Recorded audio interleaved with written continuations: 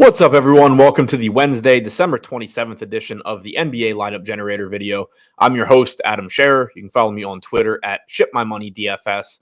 We only have 6 NBA games tonight, but we've had plenty of players ruled out, so we have a lot of value. We do have some players to pay up for as well. Looks like a pretty fun slate to play. It will be interesting to see exactly how a couple of these rotations pan out.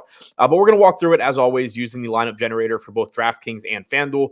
But before we get into that, make sure you like this video, whether you're watching it on YouTube or on Twitter. If you're watching on YouTube, also subscribe to the channel and hit the notification bell so you get an alert when our shows go live.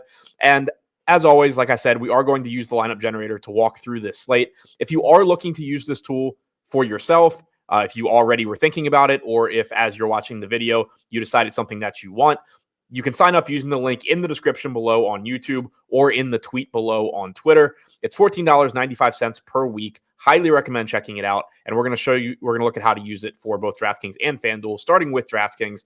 The first option that you're going to get is the ability to choose the type of lineup that you would like to see. You can choose to see all lineup types, only chalky lineups, more balanced lineups, or contrarian lineups.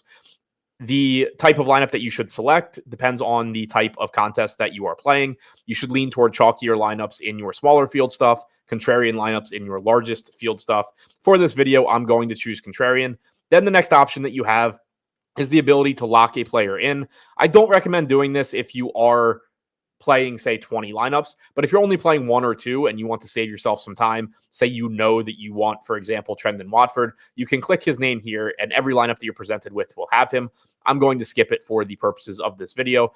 And then we get to the next page where you start to see some lineups. And the way this tool works is it is utilizing our player projections, ownership projections, and simulation models on the back end. It's doing all the work behind the scenes, and it's presenting you with individual lineups that we project to be profitable in the long run. You then have the ability to save or discard the lineups if you like them or dislike them. You also have some customization options that I'll show you as well. On this page, you can see at the top the total salary that the lineup uses, along with the fantasy points and ownership projection. You can see all of that information for the individual players as well.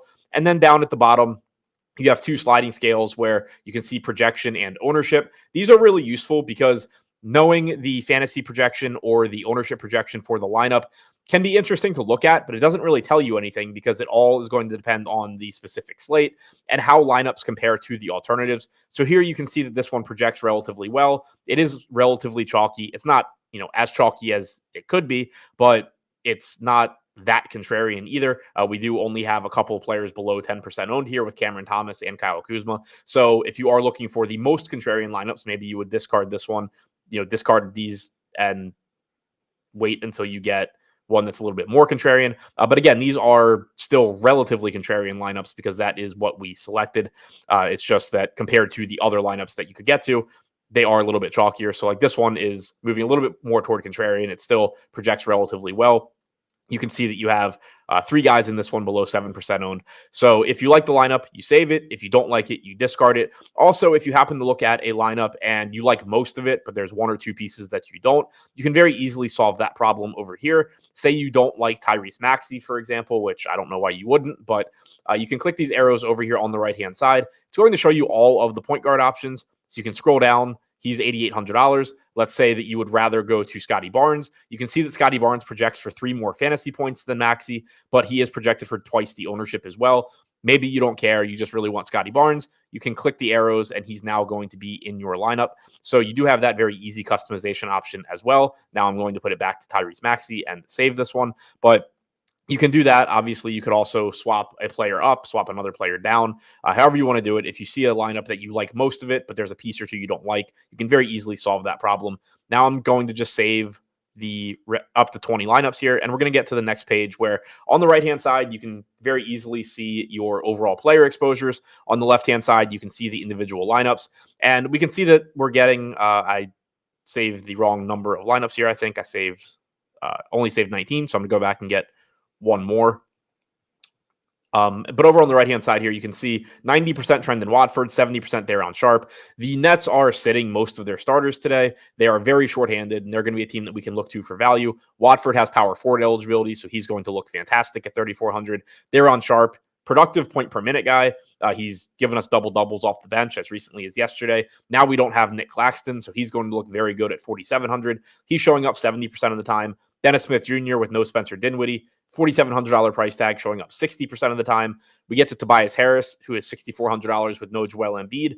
He should play huge minutes here, played about 41 on Christmas Day. I expect 38 or so on average. He's showing up in 45% of lineups. Harry Giles, 3K flat, likely to be your backup center tonight behind Daron Sharp. I think at their respective salaries, you can play them together. If you don't have Sharp in a lineup, Giles makes even more sense. He's showing up 40% of the time. We get to Pascal Siakam and Scotty Barnes in a great matchup against the Wizards, 35 and 30% respectively. Tyrese Maxey with no Embiid, 43 minutes on Christmas Day. Tough matchup tonight against Orlando, but he's showing up 25% of the time. Şengün at 8,400, showing up 25%, along with 4K Mo Bamba, who is likely to be the backup center for the Sixers tonight behind Paul Reed. We're getting to Cam Thomas 20% of the time. He should get a lot of usage tonight with the Nets shorthanded. And then we're getting to 20% Luka, who is once again playing without Kyrie Irving. He's averaged about 40 minutes per game in the games that he's played without Irving. Now, one other way that you can easily customize your lineups is, let's say you look at this, you save 20 lineups. Obviously, you're not paying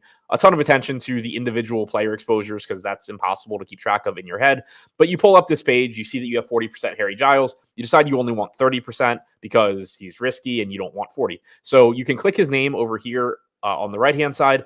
He'll be highlighted in yellow, and it's going to move all of your Harry Giles lineups to the top and highlight them. You can then go through and you could just use the arrows like I showed you before, swap down from somebody else, swap up from Giles. But you could also just find the two lineups you like the least. Maybe it's two lineups that have Giles and Sharp. Maybe it's just the lowest projected, the highest owned, however you want to determine that. And then you can go in and discard those lineups and then go down here to get more lineups. It'll take you back to the previous page, select two lineups that do not have Harry Giles in them, and you will be down to the 30% that in this example we wanted.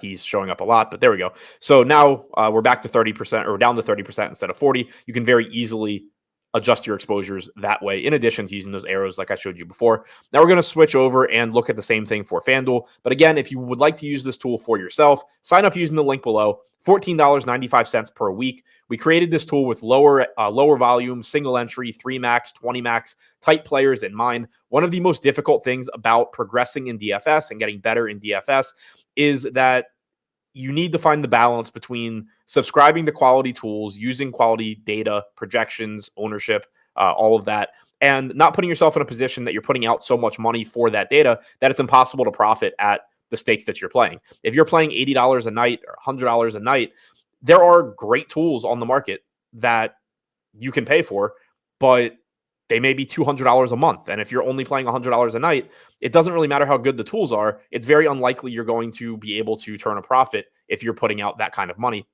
So we created this tool. It's utilizing all of our data, our simulation models, all of that on the back end, and it's providing you with the end result and then the ability to customize those lineups as well, as I showed you. $14.95 per week. It is a price point that should allow you to be more profitable at lower stakes, single entry, 3 max, 20 max, all of those. So this tool is for you if that's generally what you play. Now, for FanDuel, once again, going to look at more contrarian lineups and not lock anybody in. And I'm going to just save the first 20 lineups that show up. And we can see how our player exposures differ from DraftKings. So here you have Harry Giles, minimum salary like he is on DraftKings, but he's power forward instead of center. So he's actually going to be more valuable on FanDuel than he is on DraftKings. On DraftKings, he's center only. So he's competing with Paul Reed of the Sixers. He's competing with Daron Sharp. He's competing with other just good centers on the slate. At power forward on FanDuel, he's not competing. The opportunity cost is lower, and he looks very, very good. Dennis Smith Jr., 5K point guard, looks good. 5,100 for Daron Sharp, still a strong play at center. So 3 nets at the top. Tobias Harris, power forward, 7K, 55% of our lineups. Nothing wrong with that. Then we get to Trendon Watford, who is 4K. So he's a little bit more expensive than he was on DraftKings. And you do have Giles at power forward here as well. So Watford is still a good play on FanDuel, but isn't going to look quite as good as on DraftKings just because he does have Harry Giles to compete with, and he is a bit more expensive.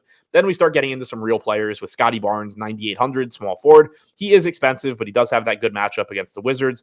D'Anthony Melton, 6,400, should play pretty big minutes tonight without Embiid. Cameron Thomas and Mikal Bridges, should be the two highest usage guys for the Nets. Happy to get to them, 30% apiece. Luka Doncic, Tyrese Maxey, Jalen Brunson rounding this one out. Three very high upside point guard options. It is interesting to note that Maxey is $400 less on FanDuel than he is on DraftKings. That typically is a good indicator that someone is underpriced, given that you have a $60,000 salary cap on FanDuel compared to $50K on DraftKings. So that's all I have for you for this video. Thank you for checking out. Hope you enjoyed it. Don't forget to sign up using the link below, and good luck on your lineups tonight.